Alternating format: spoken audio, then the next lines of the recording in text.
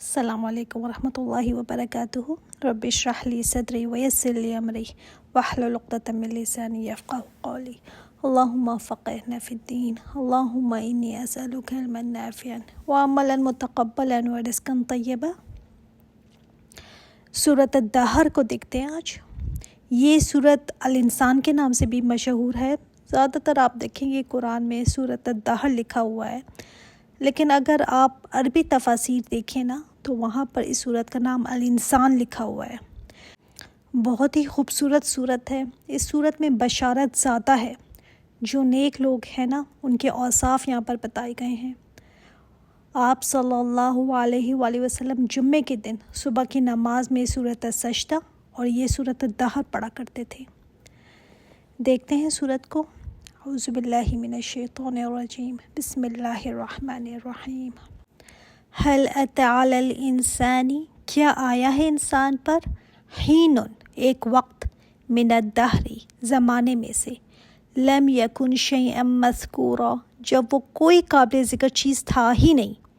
اللہ تعالیٰ نے انسان کو وہ وقت یاد دلایا ہے زمانے میں سے جب وہ کچھ بھی نہیں تھا، کوئی وجود اس کا نہیں تھا۔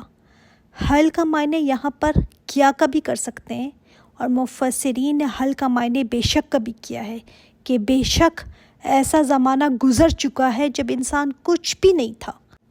کبھی اگر آپ نے ٹائم لائن دیکھا ہو تو ٹائم لائن میں جیسے لکھتے ہیں نا 1300، 1400، 1500، تو اس ٹائم لائن میں انہوں نے لکھا ہوا ہوتا ہے جیسے فلاں نے رول کیا اس وقت سے اس وقت تک، اس وقت پھر کسی اور نے حملہ کیا، اس نے رولنگ کی یہاں سے لے کر یہاں تک، اس کے بعد 100 سال فلاں نے حکومت کی، پھر یہ ہوا۔ تو ٹائم لائن کو ذہن میں ذرا لائیے، جب سے دنیا بنی ہے اس وقت سے قیامت تک اس کے اندر اپنے آپ کو ذرا رکھ کر سوچیں۔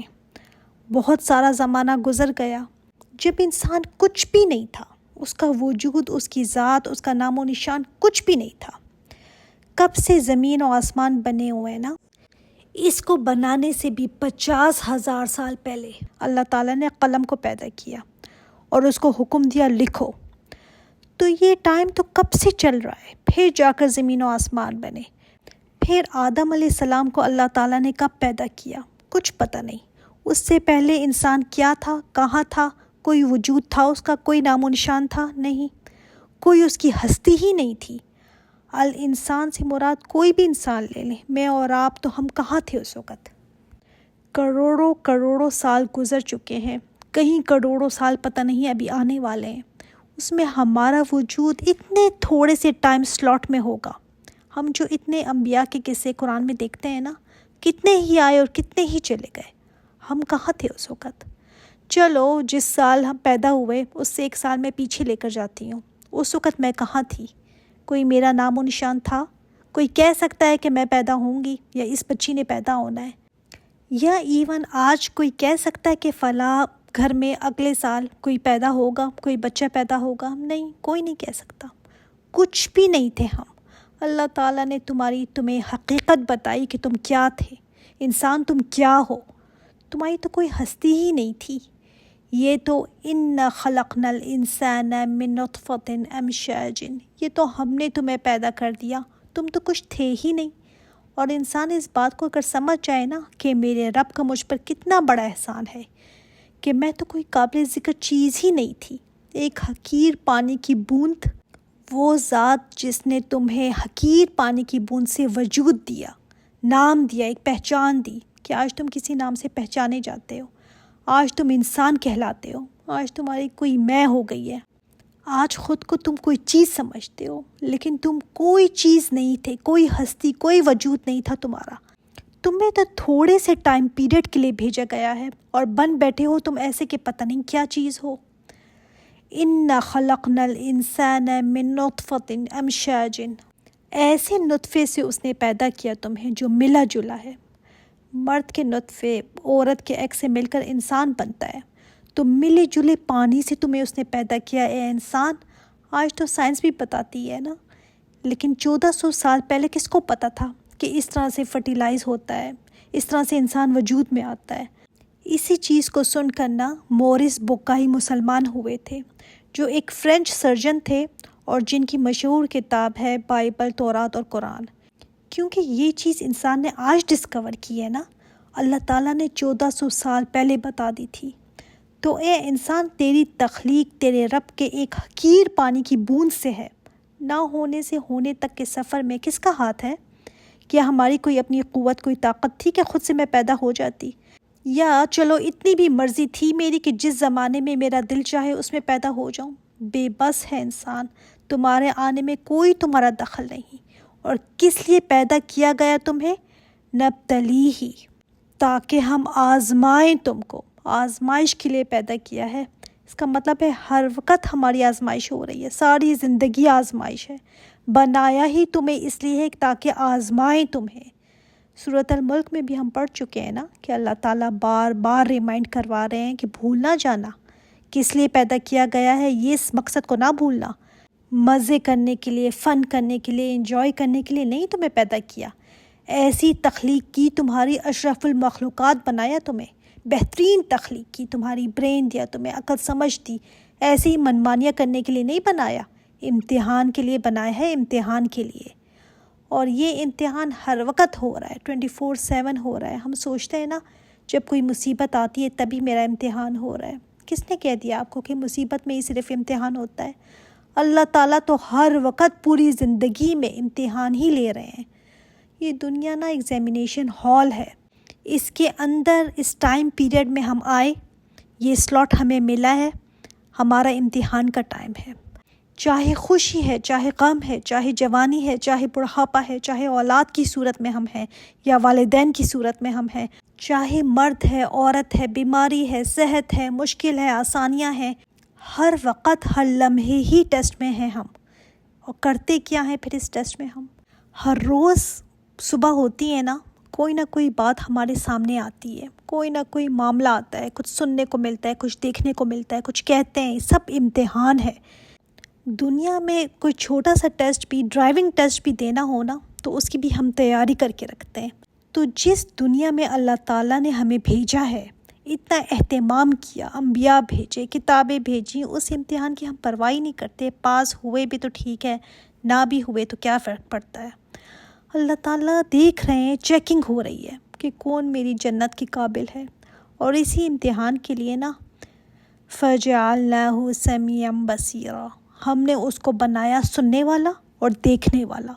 ظاہر ہے امتحان دینے کے لیے کچھ ٹولس چاہیے ہوتے ہیں نا، آپ کو پین، پیپر، پینسل کچھ تو چاہیے، اسٹیشنری چاہیے جس کے ذریعے آپ امتحان دیتے ہیں۔ اللہ تعالیٰ نے یہاں پر سماعت اور بصارت دی، سننے اور دیکھنے کی قوت دی۔ کیوں؟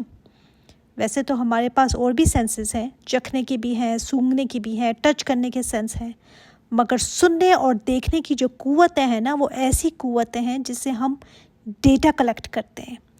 بہت پاورفل ٹولز ہیں یہ۔ اسی دیکھنے اور سننے سے جو ہمیں انفارمیشن ملتی ہے، برین اس کو پروسیس کرتا ہے اور پھر کچھ فیصلہ کرتا ہے، کوئی ریزلٹ نکالتا ہے۔ تو اللہ تعالیٰ نے یہ بنایا ہے تاکہ تم دیکھو، سنو اور پھر فیصلہ کرو کہ تم نے کرنا کیا ہے، کس راستے پر چلنا ہے۔ امتحان ہے، اس لیے اللہ تعالیٰ نے اختیار بھی دیا ہے، چوائس بھی ہے، فیصلہ تمہارا اپنا ہے، جو چاہے فیصلہ کر لو۔ ویسے تو سنتے تو گائے، بکری، بھینس بھی ہیں، لیکن ان کے سننے میں اور انسان کے سننے میں فرق ہے نا، بہت بڑا فرق ہے۔ انسان جو سنتا ہے، جو دیکھتا ہے، اس انفارمیشن کو لے کر کسی نتیجے پر پہنچتا ہے، لیکن ہمیں یاد ہی نہیں رہتا کہ میرا ٹیسٹ ہو رہا ہے، مجھے آزمایا جا رہا ہے، انسان بھول جاتا ہے۔ اللہ تعالیٰ نے فرمایا اِنَّ هَدَيْنَاهُ السَّبِيلَ، ہم نے اسے ہدایت دی راستے کی۔ کون سا راستہ؟ سیدھا راستہ، یعنی ہم نے اس کو دکھا دیا ہے سیدھا راستہ۔ کیسے دکھایا ہے سیدھا راستہ؟ آپ کو بتایا ہے؟ اللہ تعالیٰ نے فرمایا ہم نے تو دکھا دیا ہے سیدھا راستہ۔ جی ہاں، ہر ایک کو دکھایا ہے سیدھا راستہ۔ پہلے تو انسان کی فطرت میں ڈال دیا ہے، توحید فطرت میں ڈالا ہوا ہے نا سیدھا راستہ۔ ہر انسان کو پتہ ہے، کسی نے کچھ بھی نہ پڑھا ہو پھر بھی اس کو پتہ ہے چوری بری بات ہے، پھر بھی اس کو پتہ ہے جھوٹ بولنا بری بات ہے، اس کو پتہ ہے چیٹنگ خراب چیز ہے، بے ایمانی نہیں کرنی چاہیے۔ تو فطرت میں ہے نا یہ انسان کے۔ دوسرا، اللہ تعالیٰ نے عقل دی، سمجھ دی، ایسی عقل جو سوچ سمجھ کر فیصلہ کر سکے، پھر تیسری چیز کہ اللہ تعالیٰ نے نشانیاں بکھیر دی. اس دنیا میں ہر طرف اللہ تعالیٰ نے نشانیاں بکھیر دی ہیں. ان نشانیوں کے ذریعے بھی اللہ تعالیٰ تک پہنچا جا سکتا ہے. پھر اللہ تعالیٰ نے پیغمبروں کو بھیجا، کتابیں بھیجیں جو سیدھا راستہ دکھاتی ہیں. تو اللہ تعالیٰ نے فرمایا ہم نے تو سیدھا راستہ دکھا دیا ہے تمہیں، حجت تمام ہو چکی ہے. انسان کوئی ایکسکیوز نہیں کر سکتا کہ مجھے تو پتہ ہی نہیں تھا سیدھا راستہ کیا ہے. اب یہ اور بات ہے کہ ہم کتاب کے پاس بھی نہ پھٹکیں. رسولوں نے کیا کہا پتہ ہی نہیں، کتاب سے جان چھڑائیں. وہ الگ بات ہے کہ ہم اس کو سمجھنے کی کوشش ہی نہ کریں. اسی کلام کے ذریعے، اسی کتاب کے ذریعے اللہ تعالیٰ قوم کو عروج دیتا ہے، اور اسی کے ذریعے زوال بھی آتا ہے. جو اس کو چھوڑتے ہیں نا ان کے لیے زوال ہے. اللہ تعالیٰ نے تو راہ دکھا دی. اللہ تعالیٰ کے راہ دکھانے کے طریقے ہیں.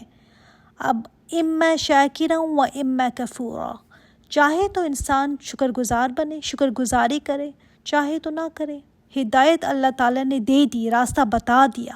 ہدایت نعمت ہے نا، چاہے تو کوئی اس کی قدر کرے، شکر گزاری کرے، یہ چاہے تو نہ قدری کرے نہ شکری کرے. اس کی شکر گزاری کیا ہے؟ میں نے آپ کو پہلے بھی بتایا تھا کہ شکر یہ ہے کہ دل میں احساس آئے، زبان سے اعتراف، اور پھر اپنے اعضاء سے اس چیز کا صحیح سے استعمال کرنا. تو انسان کو تو اللہ تعالیٰ نے ہدایت دے دی، راہ دکھا دی. اب انسان کے اوپر ہے، چاہے تو اس ہدایت پر چلے، اس کو فالو کرے، تب تو یہ شکر گزاری ہے. اور اگر اس کو فالو نہیں کرتا تو ناشکری ہے. اب آپ کو کوئی تحفہ دے دے، آپ اس کا بہت شکریہ ادا کرتے ہیں، گھر میں آ کر اس کو ایک طرف پھینک دیتے ہیں، تو آپ نے اس کی تحفے کی قدر نہیں کی. منہ سے تو شکریہ ادا کیا، لیکن آپ کہیں گے کیا فائدہ، اسے میرا تحفہ ایک طرف پھینک دیا.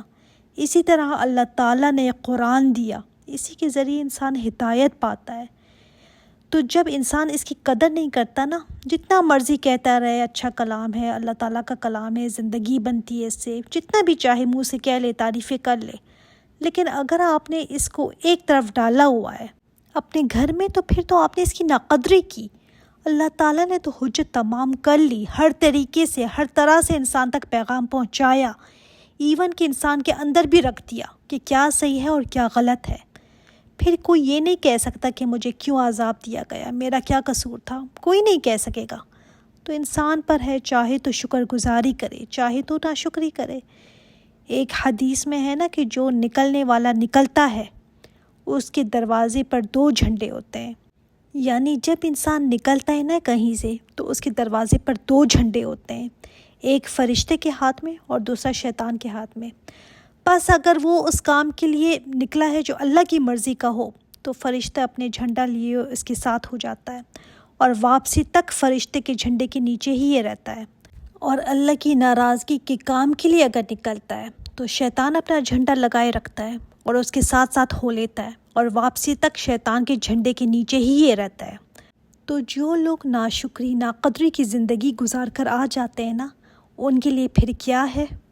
ان اعتدنا للکافرین سلاسل واغلالا وسعیرا، ایسے لوگوں کے لیے سلاسل بھی ہیں، اغلال بھی ہے اور سعیر بھی ہے. زنجیریں ہیں جس سے ہاتھ پیر باندھے جائیں گے، طوق ہیں جو گردن میں ڈالے جائیں گے، اور بھڑکتی ہوئی آگ ہے. یہ انجام ہے اس چیز کا کہ جب اللہ تعالیٰ کی دی ہوئی آزادی کا غلط استعمال کیا جائے. سزا ہے اس جرم کی کہ ساری زندگی اس بندے کو وقت نہیں ملا کہ وہ اپنی سماعت اور بصارت سے کام لے، اللہ کی نشانیاں دیکھ کر سمجھ جائے کہ جو راستہ اس نے دکھایا ہے اس راستے پر سیدھا چلتا ہوا کامیابی کی منزل پر پہنچ جاتا.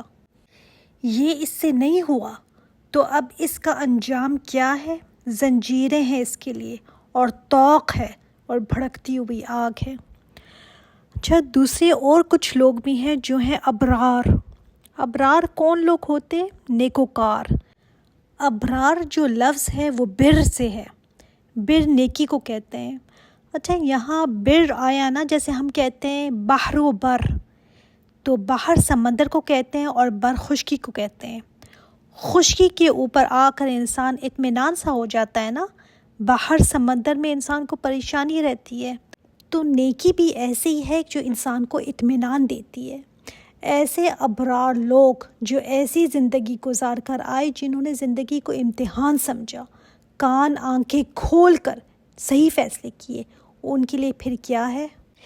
ان الابرارا، ایسے نیک لوگ، یشربون، پیئیں گے، من کأس کان مزاجها کافورا، ایسے جام سے جس میں ہوگی ملاوٹ کافور کی۔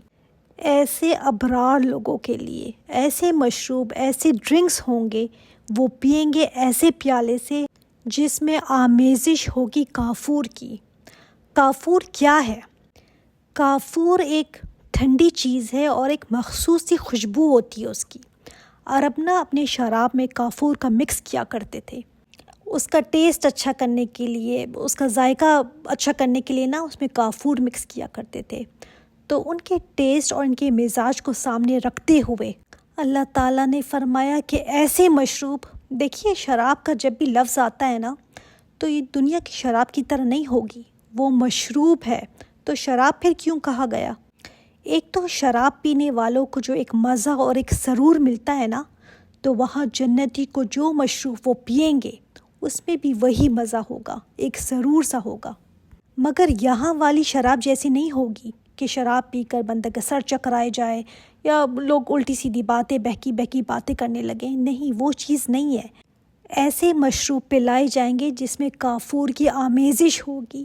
یہ جنتیوں کی نا مہمان نوازی بتائی جا رہی ہے کہ ان کی مہمان نوازی ایسی ہوگی۔ اور دنیا میں جو کافور ہوتا ہے نا اس کا ذائقہ تھوڑا سا کڑوا، تھوڑا تلخ ہوتا ہے۔ وہ جنت کا کافور کیسا ہوگا؟ اصل میں نا بالکل ویسے ہی مشابہت تو نہیں کر سکتے جیسے دنیا میں ہے، تو وہاں پر بھی ویسے ہی ہوگی نہیں۔